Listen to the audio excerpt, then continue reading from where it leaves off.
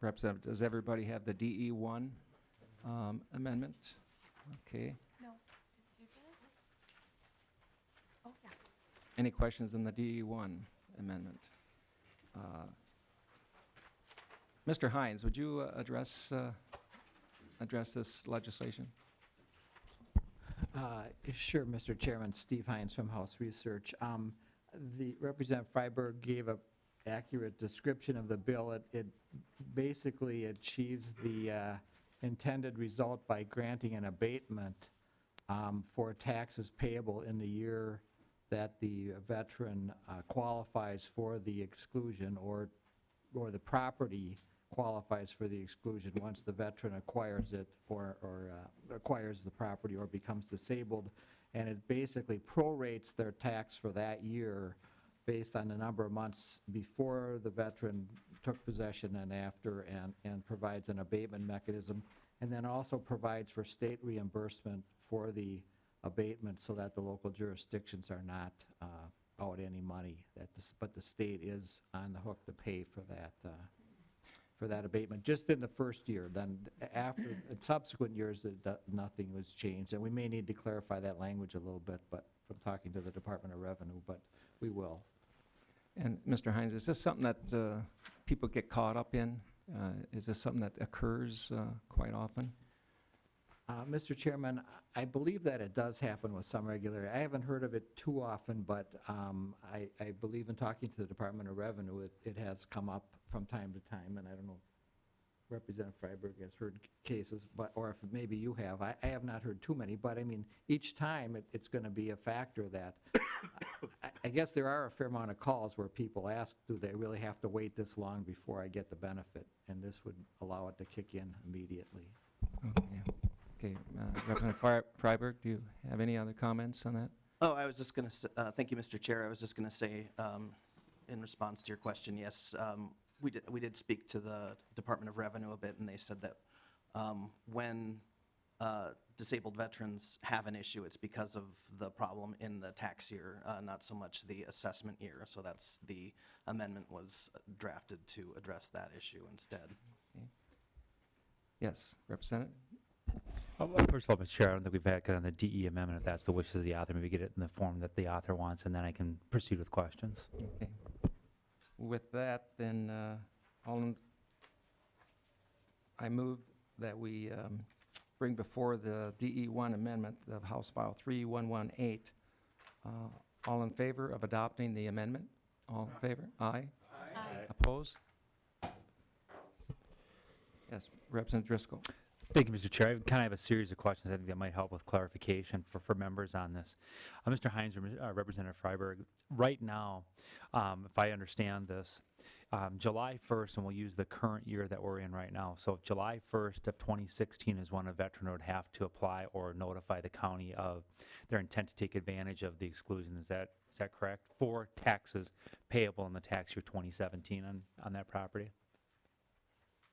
Mr. Chair, yes. Representative O'Driscoll, that's correct, although we found out subsequent to drafting the original bill that when it's a case of a veteran who's already eligible for the exclusion who buys a new property or after July 1st, they will still grant them that up until very late in the year to go in to pay 17. But for the initial, I believe for the initial application, that July 1st would still apply, and yes. Representative Driscoll. Thank you, Mr. Chair. Mr. Hines, and I don't see it in the DE1 amendment, and it might have been modified, but the date that we were looking for was to let folks apply up to as late as December 15th, 2016 to be able to get that exclusion for the following year, which would also coincide with Minnesota's homestead deadline as well. Am I correct on that? Mr. Hines. Mr. Chair, Representative Driscoll, that's correct in the original bill as applied, but under this circumstance, if a person purchased the property in September 1 of 2016, they would actually get a break even in 2016 for the remaining, for the, the prorated share of the 2016 taxes would be reduced for the veteran, and all of 2017 would be under this mechanism in the DE amendment. Representative Driscoll. Thank you, Mr. Chair. So, Mr. Hines, if a disabled veteran is selling a home, that home is already under exclusion for that entire tax year of 2016. Two parts to the question. Do we go back then and recapture, or is that property still under exclusion? And then we have another property that would end up, the property that was being acquired would be a partial abatement for the remainder of that year. Mr. Hines, I think is a good selling point, isn't it? Mr. Chairman, Representative O'Driscoll, the DE amendment does not attempt to take away the benefit on that property in the remaining 2016, as you kind of alluded to.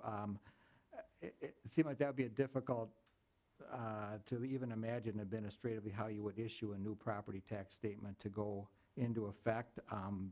But I think if that was the desire of the committee, it could happen. The language in the bill does say that if it occurs in the second half of the calendar year, it would be taken away for the next payable year. So it would take it away for paid 2017, whereas I think under current law, it could even go all the way to through 2017 if it occurred in the second half of the year now. So the bill does or the DE amendment on page 3 has some language to try to take it away, but not in the current year, but to make sure it goes away for the next year.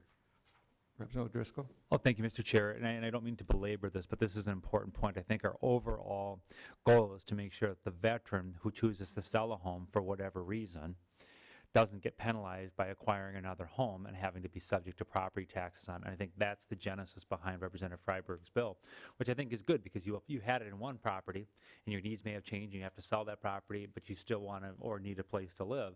And so there could be a financial hardship on that. I'm just thinking that, and I think the chair kind of alluded to it, might be a nice selling point on the current residents for someone to be able to offer that as a remaining benefit for that rest of that payable year in our examples today of 16 versus the 17. I just want a clarification on what we were looking at on the bill versus, any speaking for or against. I fully support the idea of having the benefit follow the veteran, but just knowing that this isn't the finance committee, there'll probably be a fiscal note that will have to be scored up on this one as well. And I know the tax chair will be taking it up in the tax committee. So, any other comments or any questions from the committee and from the audience? Okay. Well, with that, I move and recommend refer the House File 3118 as amended to the Tax Committee on Taxes. All in favor? Aye. Opposed? Thank you, Mr. Chair and members of the committee. Tim asked a question that we never would have even thought about.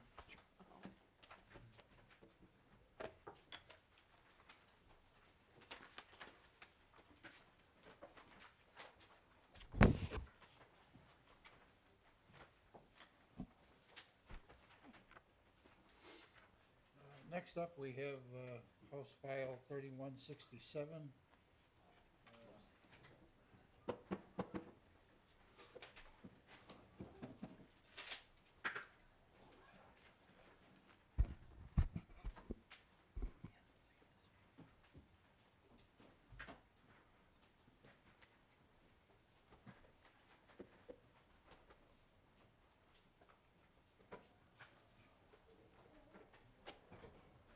House File 3167, Chair Detmer, would you care to introduce your bill, please? Yes, Mr. Chair and committee members, I would recommend that my House File 3167 be referred to the Education Innovation Policy Committee. Proceed with your bill, sir. Mr. Chair, and what we have before us is, as we know that, we all know that in October 4th through the 8th, Minnesota Twin Cities will be the home site for the Medal of Honor Convention. And this is quite an honor to bring a convention like this to the Twin Cities. Along with the convention activities, there's also an educational component of this, and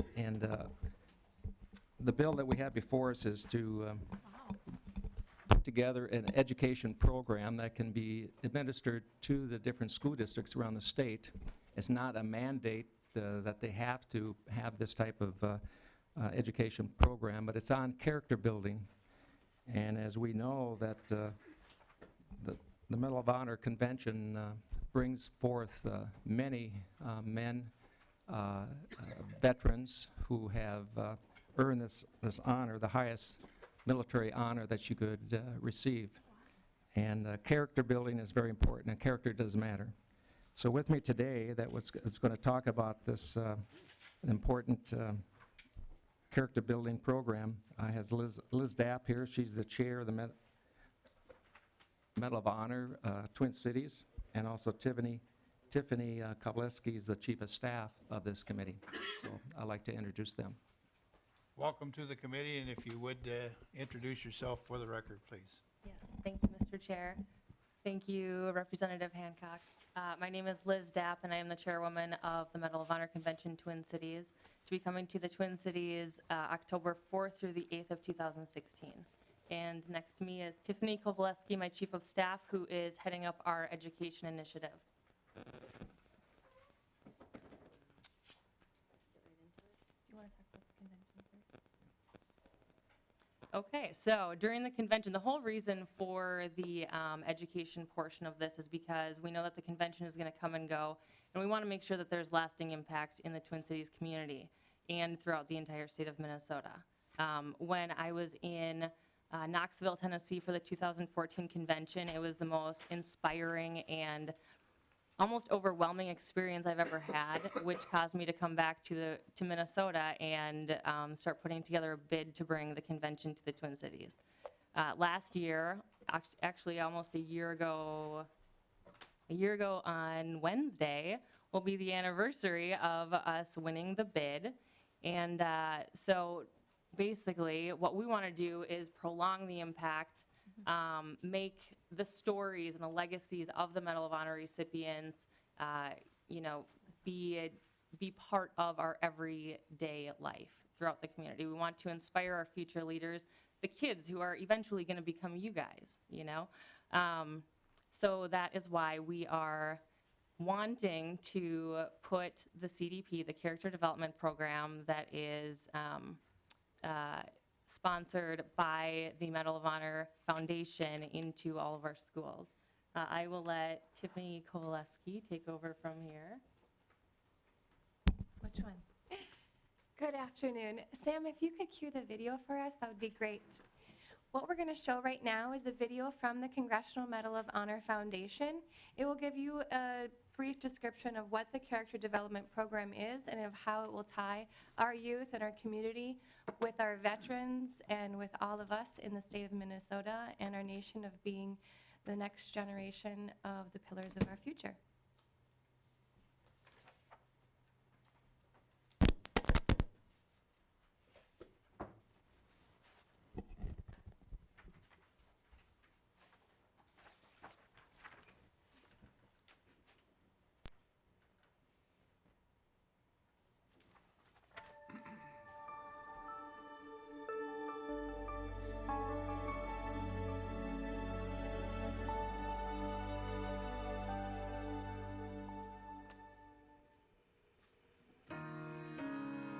I think the greatest way to give of yourself and what you have to offer is by teaching.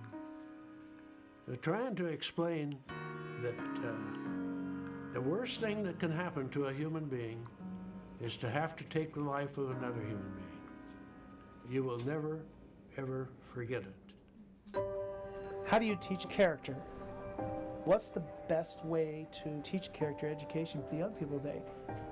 Quite frankly, you can put up a lesson plan and write anything out. That doesn't mean it's going to connect to kids.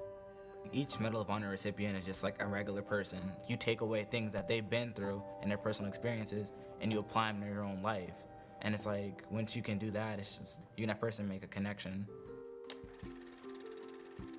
When I was decorated, there were almost 400 living recipients. Today, there are 78. And we decided that if we didn't do something, all the oral histories of Medal of Honor recipients would be lost, and lost forever. So we started to record them And then after a short period of time, we realized that these living histories really did have a lot of power. We had an asset that really could be powerful in education. We were asked as a team of educators to write lessons based on video interviews with living recipients of the Medal of Honor. So we were looking at courage and commitment, sacrifice, integrity, citizenship, and patriotism, and those are fundamental values for I think everyone in our nation.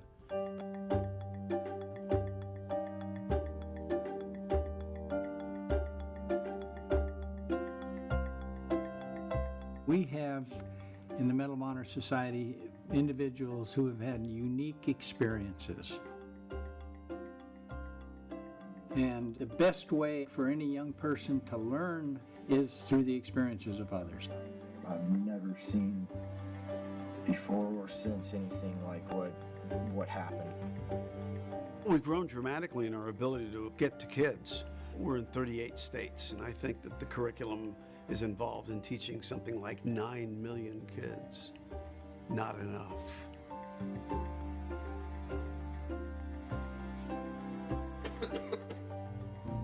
Not many people know what it's like to be under fire and then have somebody yell out medic, except those who are medics. And they don't know what takes place inside of you that causes you to get up and go when everybody else is hiding, and ducking. I think that inherent in all of us is this desire to want to make a difference, to be able to help someone. And if we can see somebody who's doing that, we can say, wow, that is possible. Character education, it's just part of the nature of our profession. We're not just teaching dates and names and, about subject, but we're teaching young people how to be good human citizens of the world. What did he do that was really extraordinary to y'all? Brandon? He ran through a severe firing to help the wounded. Also, even though he was hurt, he kept moving to help people. All right. Their stories are very surprising that someone could go to that deep of a level and, risking their own lives for someone else. These guys really embody a lot of characteristics that we want to pass on to our students. I've dealt with students who have personal struggles that I could barely comprehend and barely get my head wrapped around what they have to deal with. But then you show one of these videos and, plug this into a class, it's phenomenal. We start with the premise that each and every person possesses the potential to do something extraordinary. We believe that. Why? Look at us. Common people who someone else decided did something extraordinary. If that's the premise, that each person has the potential, what about in a non-military circumstance?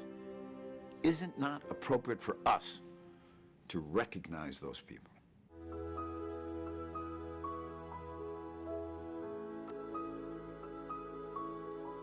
Four months ago, the Medal of Honor Foundation began its search for citizen heroes.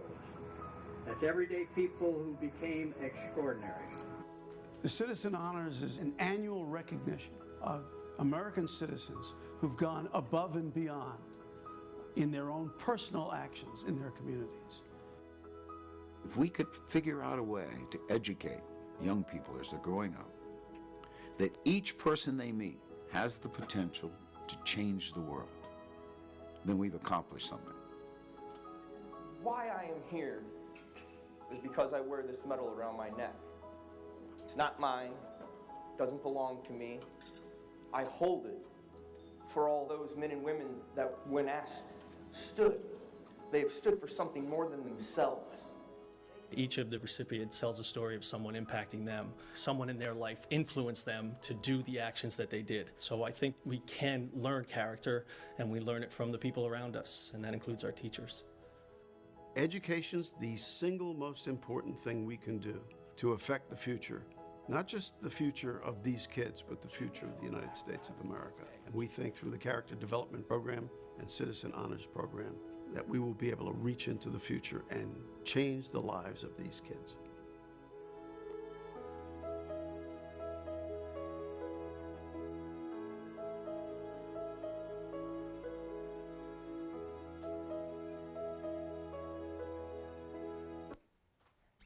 Thank you for watching that video. Liz and I thought, and Representative Detmer thought it was important so you could see firsthand from the foundation and the Medal of Honor recipients themselves as what the program exactly is. This all started when Liz and I went to Boston last September for the 2015 convention.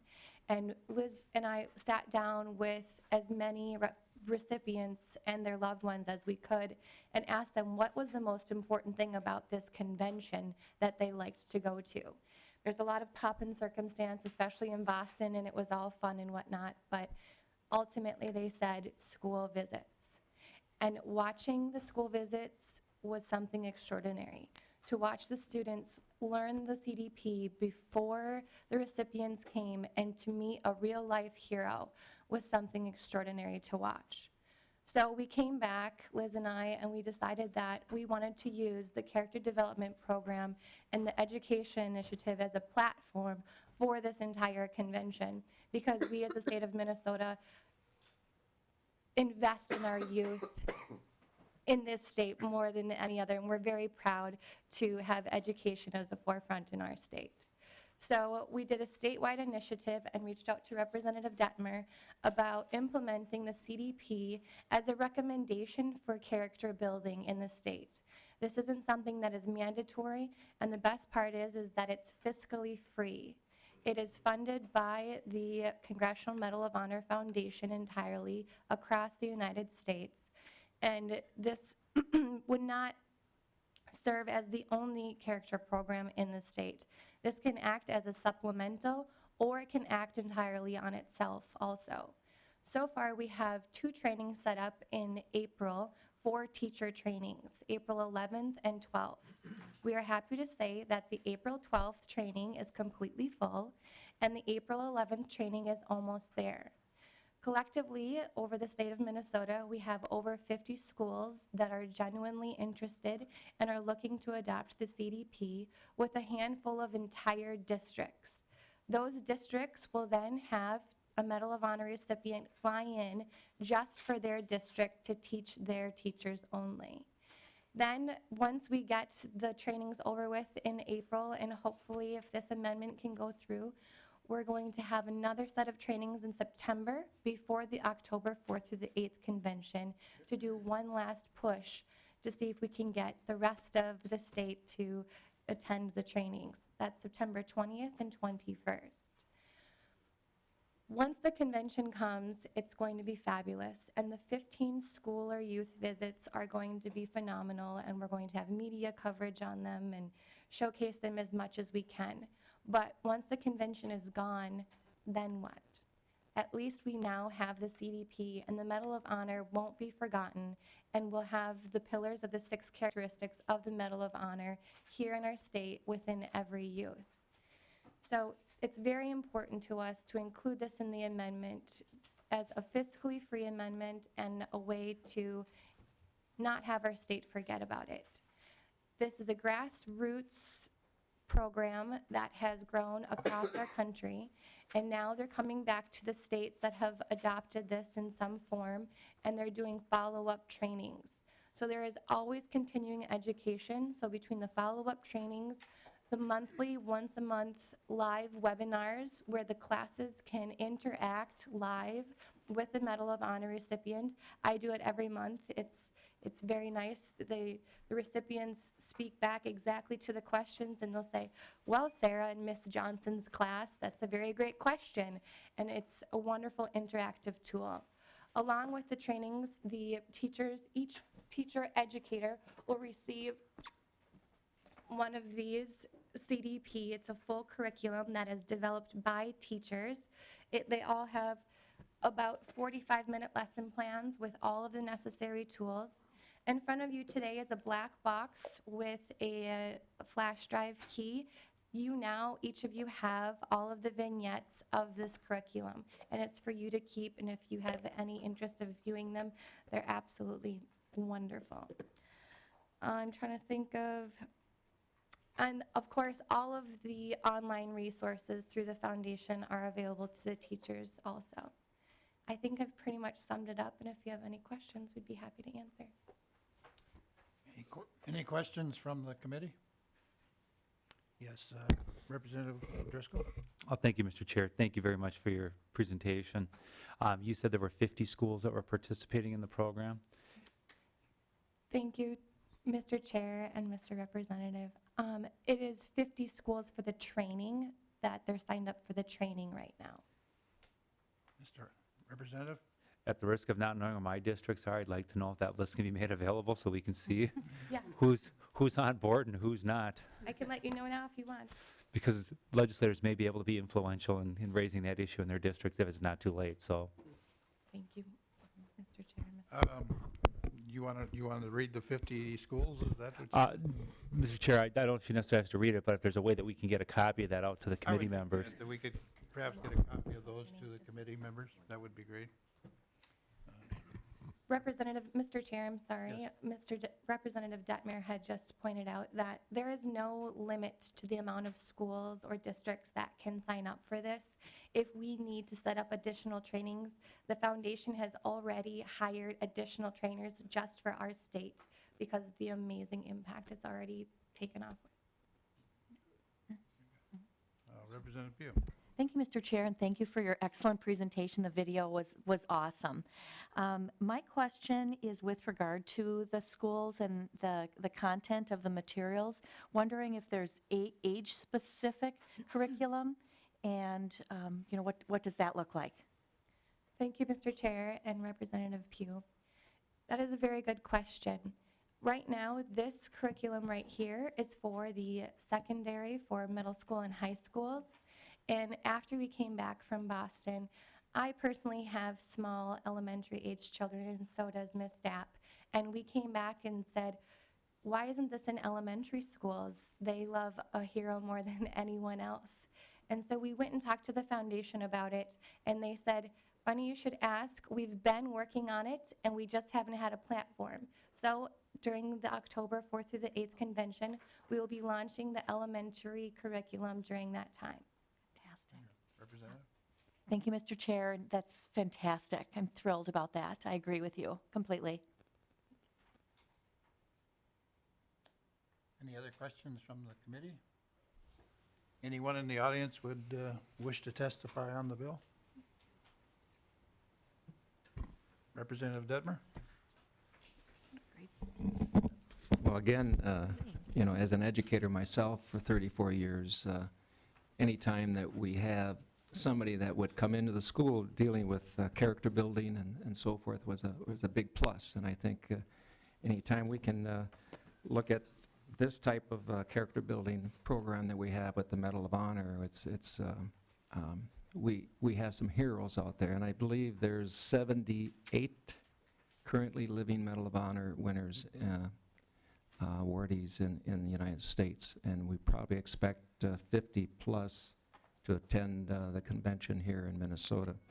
But I would like to also recognize Representative Newton, because we were probably the first two representatives that you contacted, ladies, when you came into I think the MAG meeting, and you actually sat the two of us down and you interviewed us.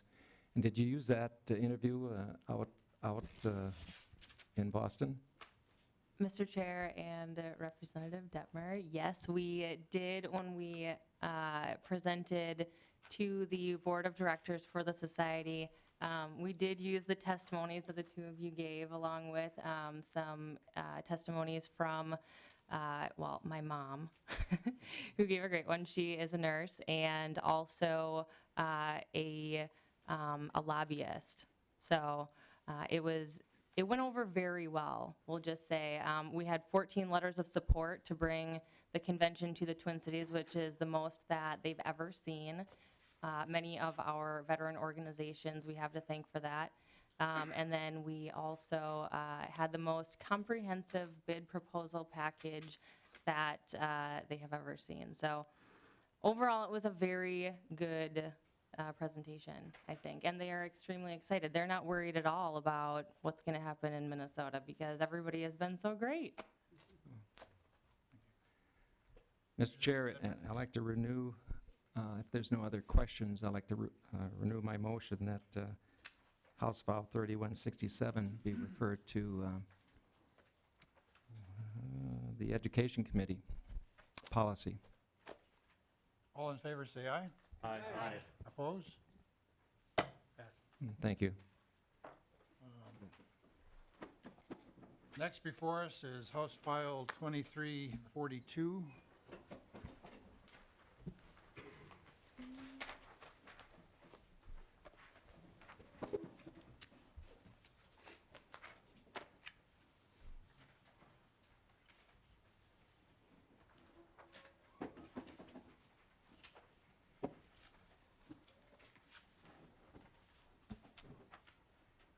Also pertaining to the Medal of Honor winners. Representative Detmer, would you care to move House File 2342?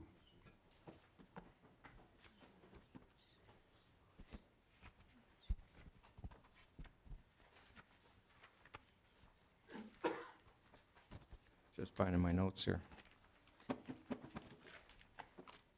Yes, Mr. Chair and committee members, I would like to move House File 2342 to the Capitol, be referred to the State Government Finance. Very good. Proceed with your bill. Mr. Chair, well, again, we're looking at the Medal of Honor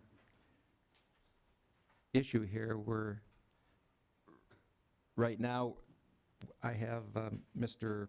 John Kramer, also Mr. Paul Mandel, that are going to be speaking towards this bill. And last year, it was towards the last part of the session, Mr. Kramer came to me, and I got to know him in Stillwater, where he was involved with raising funds for the Stillwater Veterans Memorial. And he heard about the Medal of Honor convention coming to the Twin Cities and thought it something that he would like to take under his arm and go forward with the idea of presenting a Medal of Honor memorial here on the Capitol grounds. So with that, I would like to have Mr. Kramer address. Mr. Kramer, would you identify yourself for the record? Yes, Mr. Chair and committee members. My name is John Kramer, and back actually in 2013, on the 150th anniversary of the issuance of the first Medal of Honor, I presented a proposal to the Capital Area Architectural and Planning Board. That proposal was for the addition of a Medal of Honor memorial for Minnesota Medal of Honor recipients to be added to the state capitol grounds at an appropriate location. And that was then the genesis for CAP board staff initiating a series of meetings, the involvement of the state advisory architects, and the consequent unanimous approval of the project going forward, ultimately to the State Capitol Architectural and Planning Board itself. And just this last month now, February 19th, that proposal was taken to the board, and as a consequence, there was unanimous approval of that proposal, and accordingly, the memorial project has gone forward from that point till now in terms of the establishment of a formal organization, a Minnesota nonprofit corporation with 501c3 status. And so That brings us to the present day. And this bill, which was originally introduced in the last legislative session by Representative Dittmer, and on the Senate side by Representative Senator Anderson, is where we have been and now where we're going forward from today. Very good. Any questions for Mr. Kramer? And Mr. Chair, I'd like to introduce Mr. Paul Mandel with the CAP Board, and he has some comments to make. Mr. Mandel, welcome to the committee, and please state your name for the record, please. Thank you, Mr. Chair. My name is Paul Mandel. I'm Executive Secretary of the Capital Area Architectural and Planning Board. Excuse me, I'm getting over a case of pneumonia, but we had, Mr. Kramer, we've had 2 years of discussions, and we have a site chosen that was approved by the Capital Area Planning Board. And for those of you who are familiar with the Court of Honor, down at the Veterans Service Building, there is a pool with a statue in it, a flower petal, and a woman's statue that's called the Promise of Youth.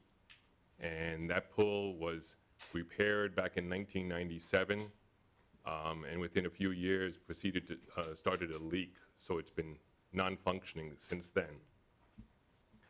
The pool itself, the statue, goes back to 1958, and for years we enjoyed it. Unfortunately, now for the past decade and a half, it's been empty.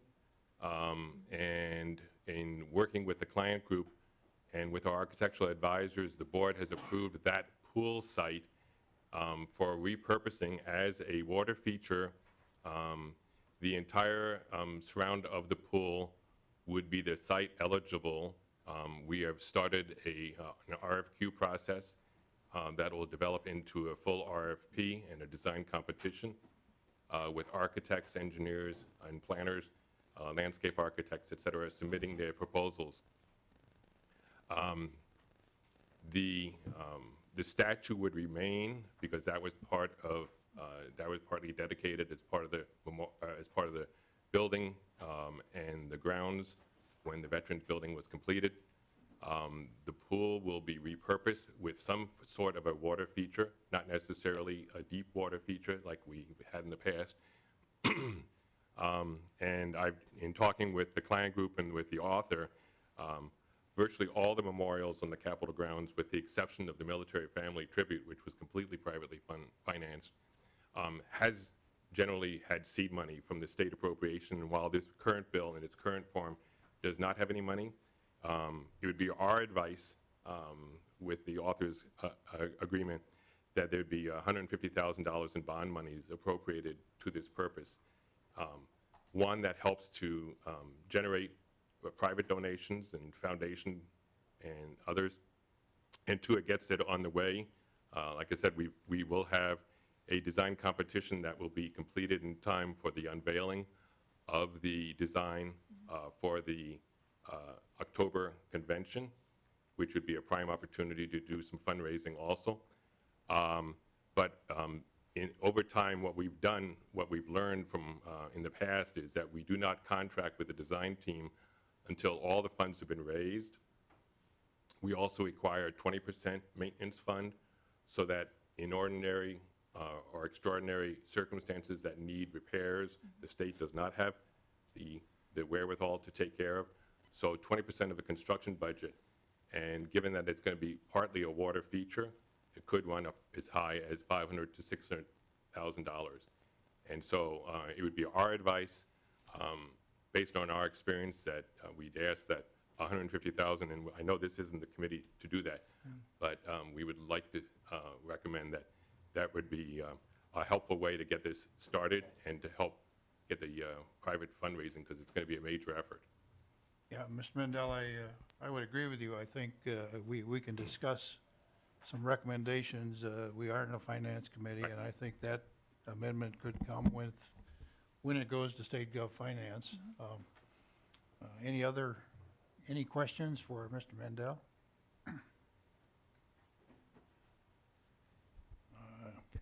Anyone else from the audience wish to testify? I would, Mr. Chair, I would just add, the client group has been very, very agreeable. They wanted something central, and as you know, we have the Vietnam, we have a Korean memorial, we have a World War II memorial, and most recently completed the military family tribute. The promise of youth, at first they were like, so you want us to fix your pool?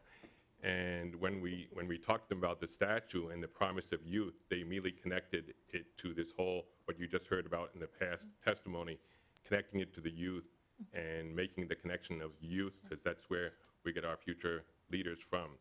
So it's a win-win for the state, and the client group is very, very happy with the central location right at the Court of Honor there.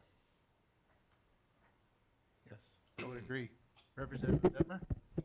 We have another guest here, the Commissioner Shalato. General, would you introduce yourself for the record, please? My name is Larry Shalato.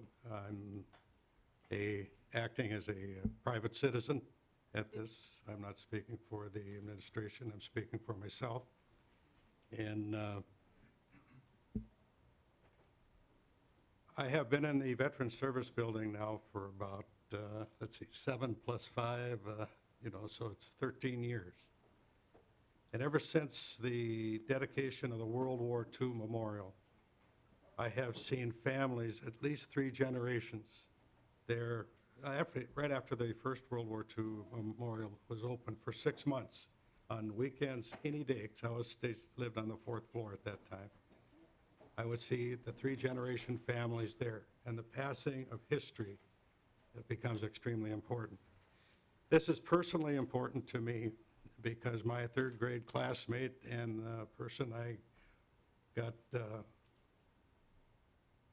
properly sent off as he went into the service is a Medal of Honor winner.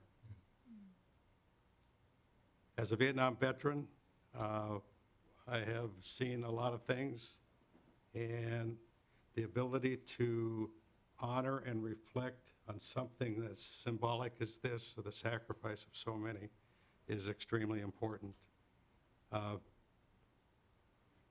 Also, with the Capitol grounds, I do give showings to everything from national commanders of the DAV to other people all across the country. I take them to the 5th floor and I show them the Capitol grounds. And without exception, they have been in extreme awe of what this state has done. And I believe if we can get the reflecting pool, and I have a personal goal of moving the USS Ward gun from an obscure spot on the Capitol grounds to center front. Those of you who are not familiar with the USS Ward gun, it is the first gun that now has been validated, because they have found the submarine that it struck to be the first weapon to fire in World War II. We also, because of the history that has been going on, and thanks to our supporter troops license plate donations, we've been able to have money available, and we have partnered with the Humanities Society, who has partnered with education, because I was wanting to make sure that when they bring the future leaders of this state, those being educated, that they have a detailed lesson plan of the history behind each and every one of those memorials. And by the way, we've also partnered with the Humanities, or the History Center. So all of those things, there's an old phrase we've used in the past, it's called everything connects to everything. And we believe this capstone event will then symbolize something as important, well, the ultimate sacrifice. So subject to your questions.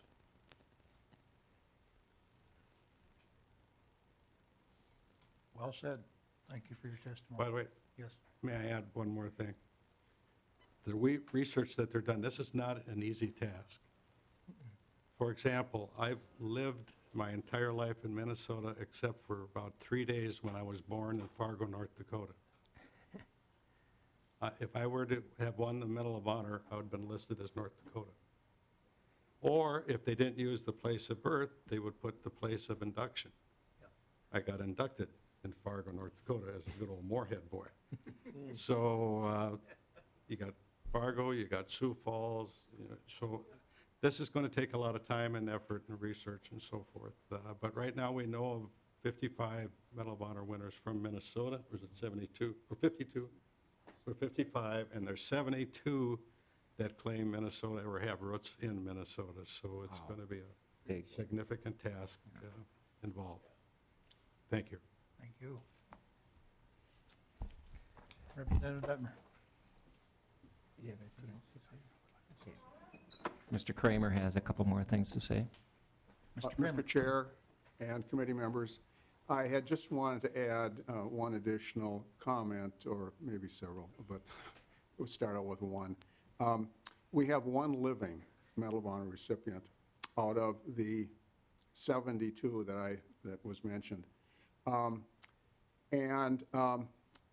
We're expecting to have him here for the convention and for the groundbreaking for the memorial. And I just wanted to mention that just this last week, I had the honor to go out to Walnut Grove, Minnesota, town of 800 people, and talk to the city council about the prospect of their hometown boy, Leo Thorsness, coming back to town.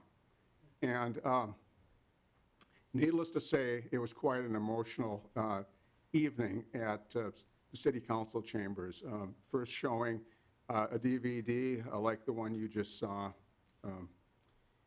from the convention. It's remarkable to see how that small community has bought into the prospect of Leo Thorsness coming home. The superintendent of schools out there is coming up to a training session with staff of his, and as part of this effort of establishing a memorial on the Capitol grounds, our committee is totally supportive of what the convention committee has been doing in promoting this effort of the character development curriculum introduction in state schools and all schools within the state. And I just had wanted to mention one last thing, that the convention committee and the memorial committee are working hand in hand in this effort to make this upcoming convention and the ongoing character development curriculum education of students within the state of Minnesota as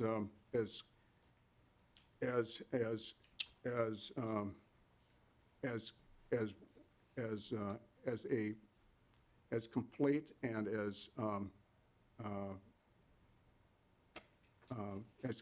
complete and as fulfilling as it could possibly be for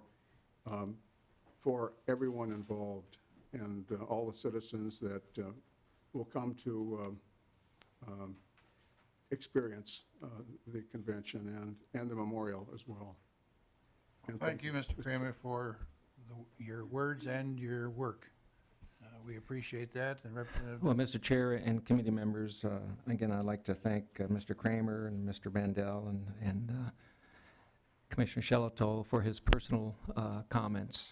And again, I'd like to renew my motion that House File 2342 be referred to the State Government Finance because of the fiscal note that we'll have to be working on. Very good. All in favor, say aye. Aye. Opposed? With that, this meeting's adjourned.